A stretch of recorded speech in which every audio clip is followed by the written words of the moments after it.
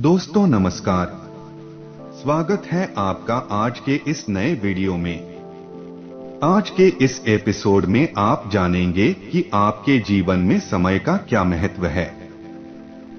दोस्तों, समय के साथ चलने से न सिर्फ एक सकारात्मक बदलाव आता है, बल्कि आप अपने जीवन में वो सब कुछ हासिल कर पाते हो जिनकी आपने कल्पना की है। तो चलिए वीडियो को शुरू करते हैं, और चैनल पर नए आए हैं तो चैनल को सब्सक्राइब करके बेल आइकन जरूर प्रेस करें ताकि हमारा लेटेस्ट वीडियो आप लोगों को मिलता रहे। सही समय का इंतजार। एक बार की बात है, गौतम बुद्ध अपने शिष्यों के साथ एक गांव से दूर किसी बड़े नगर की तरफ जा रहे थे। गर्मी के दिन थे और रास्ता भी बहुत लंबा था। गौतम बुद्ध अपने शिष्यों सहित बहुत देर से चल रहे थे, जिस वजह से उन्हें बहुत प्यास लगती है। वहां से कुछ ही दूरी पर बरगद के वृक्ष की एक घनी छाव थी। सभी लोग उस वृक्ष के पास पहुंच जाते हैं। महात्मा बुद्ध अपने शिष्यों सहित वृक्ष की घनी छाया के नीचे विश्राम करने लगते हैं। बहुत देर से चलने की वजह से सभी का गला प्यास से सूख रहा था। यह बात बुद्ध जानते थे। बुद्ध ने अपने एक शिष्य को कहा, आप इस बरगद की छाया से 20 कदम दूर जाकर बरगद की 2 बार परिक्रमा करके वापस आओ। शिष्य वैसा ही करता है जैसा बुद्ध ने बताया। परिक्रमा के बाद जब शिष्य महात्मा बुद्ध के पास आया तो बुद्ध बोले कि क्या आपको किसी ठंडी हवा का अनुभव हुआ था? शिष्य बोला, हाँ महात्मा बुद्ध, उस उत्तर दिशा की तरफ से मुझे कुछ ठंडी हवा की अनुभव हुआ था। शिष्य की यह बात सुन महात्मा बुद्ध शिष्य से तुरंत बोले कि उसी दिशा में चले जाओ, जरूर वहां से कुछ ही दूर पर एक तालाब अवश्य मिलेगा। उस तालाब से सबके लिए पानी ले आओ। शिष्य उसी दिशा में जब कुछ दूर जाता है तो वहां सच में एक तालाब होता है। तालाब देख शिष्य बहुत प्रसन्न होता है और तालाब के निकट जाकर जैसे ही तालाब से पानी भरने वाला होता है, तभी शिष्य की नजर वहां दूर तालाब में कपड़े धो रही कुछ स्त्रियों पर जाती है। यह देख शिष्य मन में सोचते हैं कि यह पानी तो गंदा हो गया है। लेकिन जब शिष्य ध्यान से तालाब के पानी को देखते हैं कि अभी भी तालाब का कुछ पानी साफ है, इतने में 2 बैलगाड़ी जोर से तालाब के किनारे से होती हुई निकल जाती है।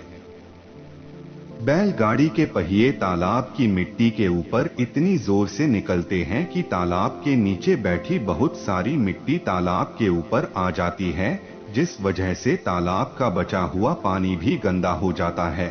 यह देख शिष्य बिना पानी लिए क्रोध में महात्मा बुद्ध के पास वापस चला जाता है।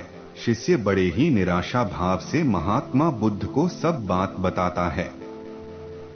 शिष्य की बातें सुन सभी शिष्य बोलते हैं कि हमें तुरंत यहाँ से निकलना चाहिए, किसी दूसरी जगह पानी की खोज करनी चाहिए, वरना प्यास के मारे जान निकाल जाएगी।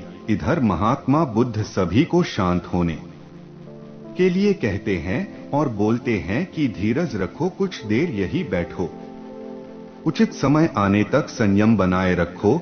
सभी महात्मा बुद्ध की बात सुनकर शांत हो जाते हैं और वही बैठ जाते हैं।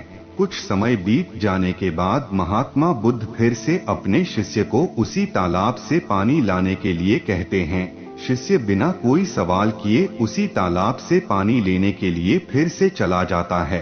तालाब की हालत देख शिष्य को यकीन नहीं होता। तालाब का पानी पूरी तरह से साफ होता है। यह देख शिष्य बहुत खुश होता है और पानी भरकर महात्मा बुद्ध के पास जाता है।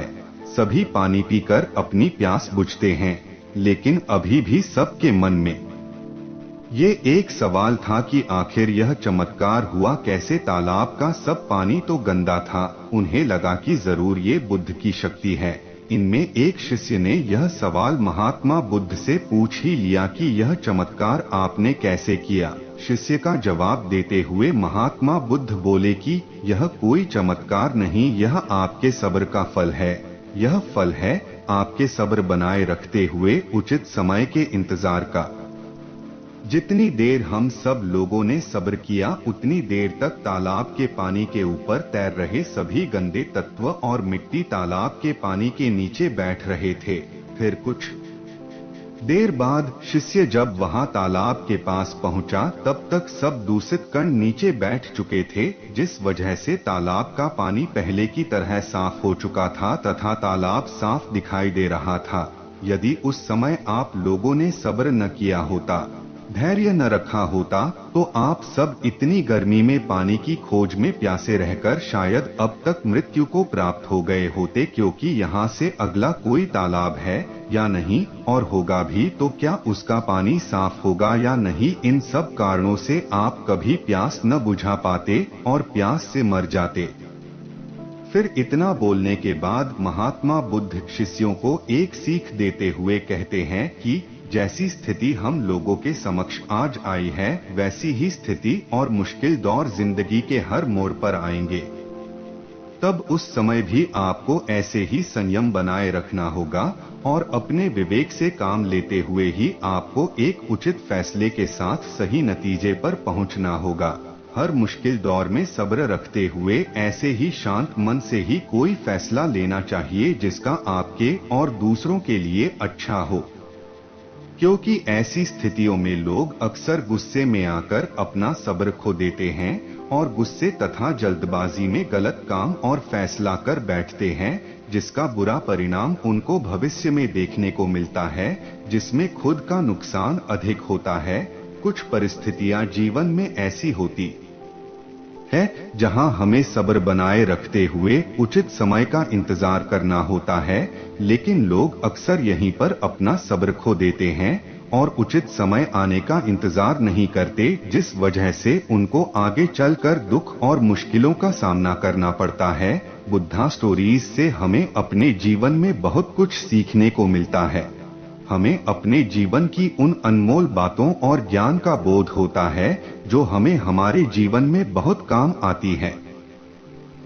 अक्सर इंसान जिंदगी में आने वाली परेशानियों के बारे सुनकर बहुत परेशान हो जाता है, तो ऐसे में हमें ऐसी बुद्धा स्टोरीज से बहुत कुछ ज्ञानवर्धक बातें सीखने को मिलती है जो जीवन की मुश्किलों का सामना करने की ताकत देती है। यह बुद्धा स्टोरीज इंसान के मन में एक सकारात्मक ऊर्जा का संचार करती है, जो मन में बनने वाली नकारात्मक ऊर्जा को खत्म कर इंसान को सही राह की तरफ अग्रसर करती है। हम आशा करते हैं कि आपको यह वीडियो पसंद आया होगा। अगर पसंद आया तो वीडियो को लाइक करें, शेयर करें और हमारे चैनल को सब्सक्राइब करना ना भूलें। धन्यवाद।